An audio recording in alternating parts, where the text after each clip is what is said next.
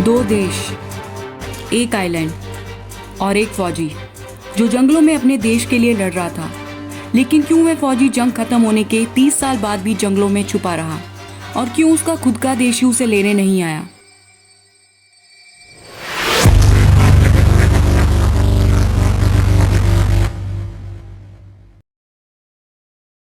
अगस्त 1945 में Japan empire ने United states के सामने हथियार डाल दिए थे जब यूएस ने हिरोशिमा और नागासाकी पर एटॉमिक बॉम्ब्स अटैक किए। यही वह एक्सिस पावर कंट्रीज थी जिनमें अभी भी जंग जारी थी, लेकिन एटॉमिक्स बॉम्ब की वजह से जापान को सरेंडर करना पड़ा, जिससे वर्ल्ड वॉर 2 आखिरकार खत्म हुआ। और इसी में तैनात फौजी था हीरो ओनोडा। हीरो ओनोडा का जन्म 1922 में जापान में हुआ था, जिनकी फैमिली की रूट्स पुराने सामुराई से जुड़ी हुई थी। हीरो के पिता जापानीज कैवलरी में सार्जेंट थे जो चाइना में 1943 में शहीद हो गए थे। हीरो जब 17 साल के थे तब इन्होंने वुहान चाइना में काम करना स्टार्ट किया, लेकिन 18 साल के होते ही इंपेरियल जापानीज आर्मी में एनलिस्ट हो गए। वह एक रेगुलर सोल्जर की तरह वहाँ पर ट्रेन नहीं हुए थे, बल्कि उन्हें स्पेशल एकेडमी नाकानो स्कूल में भेजा गया और इंटेलिजेंस ऑफिसर की ट्रेनिंग दी गई। 26 दिसंबर 1944 में अपनी यूनिट के साथ उन्हें लुबांग आइलैंड फिलीपींस में भेजा गया। यूनिट को ऑर्डर मिला कि गुरिल्ला वॉरफेयर मतलब छोटे छोटे ग्रुप्स में डिवाइड होकर अमेरिका की आर्मी से लड़ें। गुरिल्ला वॉरफेयर के ऑर्डर के साथ उन्हें एक ऑर्डर और भी मिला। Under no circumstances was he to surrender और टेक हिज ओन लाइफ। मतलब चाहे कुछ भी हो जाए, इन सोल्जर्स को ना सरेंडर करना है और ना ही सुसाइड। जहां वर्ल्ड वॉर 2 की जंग जारी थी, वहीं हीरो और उनकी यूनिट टीम ने भी जंग की तैयारी कर ली। अपनी यूनिट समेत वह फिलीपींस के लुबांग आइलैंड पर पहुंचे और इस आइलैंड पर जापान ने पहले से सोल्जर्स की टीम तैनात की हुई थी और हीरो और उनकी टीम को भी इन्हें ज्वाइन करना था। हीरो ने पहुंचते ही सोल्जर्स की टीम को गुरिल्ला ऑर्डर के बारे में बताया कि यूएस की आर्मी बहुत बड़े पैमाने पर जंग के मैदान में मौजूद है और हमें बांटकर ही ये जंग जीतनी होगी। लेकिन वहाँ पर पहले से मौजूद जापानी सोल्जर्स ने हीरो की बात को नजरअंदाज कर दिया, क्योंकि वह सोल्जर्स हीरो से सीनियर रैंक थे। लैक ऑफ एक्शन और प्लान के मुताबिक ना चलने की वजह से यूएस और फिलीपींस के लिए सब कुछ इजी होता चला गया। देखते ही देखते यूएस और फिलीपींस आगे बढ़ रहे थे और तेजी से आइलैंड की जमीन पर कब्जा कर रहे थे। यह जंग 4 दिन तक चली और फरवरी 1945 में आखिर में यूएस ने कब्जा कर ही लिया।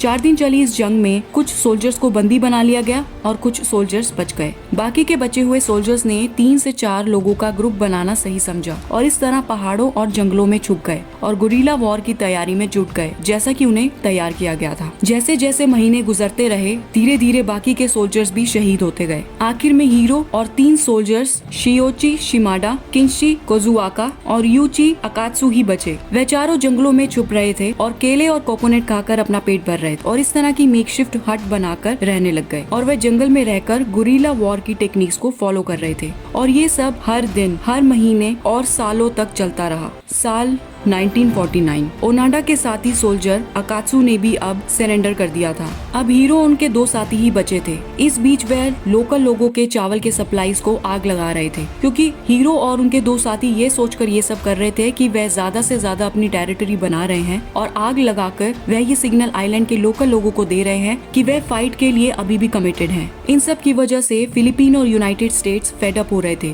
क्योंकि वॉर खत्म हो चुकी थी, लेकिन इसके बावजूद भी बचे हुए सोल्जर सरेंडर क्यों नहीं कर रहे। वही दूसरी ओर हीरो और उनके साथी इस बात से बेखबर अपने अटैक्स जारी रख रहे थे, जिससे जापानीज गवर्नमेंट को भी अब पता चल गया था कि उनके कुछ सोल्जर्स अभी भी जिंदा हैं और फिलीपींस के उस आइलैंड में छुपे हुए हैं। तभी हीरो और उनके साथियों को आकाश में से आवाज आई। जब उन्होंने ऊपर देखा तो पाया कि हेलीकॉप्टर नीचे कुछ पेपर्स फेंक रहा है। जब उन्होंने वो पेपर्स उठा के देखे तो पता चला कि ये तो लेटर्स हैं जो उनके घर वालों ने उनके लिए लिखे हैं और साथ में उनकी फोटोज हैं जिसमें वह कह रहे हैं कि वह सरेंडर कर दें। लेकिन हीरो को लगा ये सब दुश्मन की चाल है और हीरो उनके साथी अभी भी हार मानने को तैयार नहीं थे और जंगलों में छुपे रहे। लेकिन कोई हलचल ना होने की वजह से हेलीकॉप्टर्स इंतजार कर वापस चले गए। साल 1959 आज आकाश में फिर से आवाज सुनने लगी जो मेगाफोन से आ रही थी, फिर से यही बताने के लिए कि जंग खत्म हो चुकी है। हीरो के भाई का मैसेज भी हीरो को मेगाफोन और लेटर्स के थ्रू भेजा गया कि वह सरेंडर कर दे। हीरो उनके साथी हार मानने वालों में से नहीं थे। जापानीज गवर्नमेंट ने 1950 से 1960s के बीच अपने सोल्जर्स के लिए लगातार लेटर्स और फैमिली फोटोज भेजे,